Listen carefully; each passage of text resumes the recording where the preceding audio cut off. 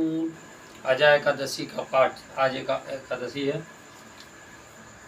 युधिष्ठिर ने पूछा, जनार्दन, अब मैं यह सुनना चाहता हूँ कि भाद्र गुजरात महाराष्ट्र के अनुसार श्रावण मास के कृष्ण पक्ष में कौन सी एकादशी होती है, कृपया बताइए।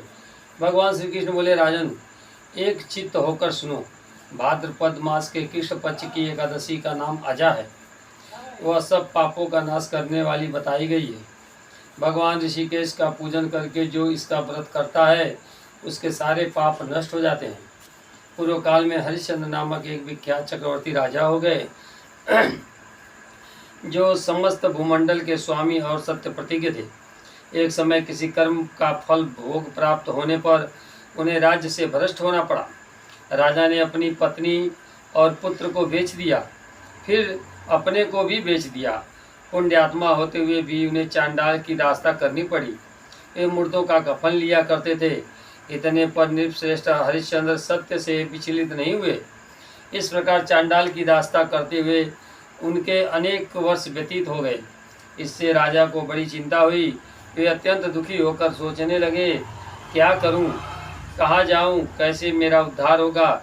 इस प्रकार चिंता करते करते शोक के समुद्र में डूब गए। राजा को शोकातुर जानकर महर्षि गौतम उनके पास आए। श्रेष्ठ ब्राह्मण को अपने पास आया हुआ देखकर नृपश्रेष्ठ ने उनके चरणों में प्रणाम किया और दोनों हाथ जोड़कर गौतम के सामने खड़े होकर अपना सारा दुखमय समाचार को सुनाया। राजा की बात सुनकर गौतम ने कहा, राजन, भादों के कृष्ण पक्ष में अत्यंत कल्याणमयी अजा नाम की एकादशी आ रही है, जो पुण्य प्रदान करने वाली है। इसका व्रत करो, इससे पाप का अंत होगा। तुम्हारे भाग्य से आज के 7वें दिन एकादशी है। उस दिन उपवास करके रात में जागरण करना। ऐसा कहकर महर्षि गौतम अंतर्धान हो गए। मुनि की बात सुनकर राजा हरिश्चंद्र ने उस उत्तम व्रत का अनुष्ठान किया। उस व्रत के प्रभाव से राजा सारे दुखों से पार हो गए। उन्हें पत्नी पुनः प्राप्त हुई और पुत्र का जीवन मिल गया। आकाश में दुनिया बज उठी। देवलोक से फूलों की वर्षा होने लगी। एकादशी के प्रभाव से राजा ने निष्कंटक राज्य प्राप्त किया और अंत में वे पुरजन तथा परिजनों के साथ स्वर्गलोक को प्राप्त हो गए।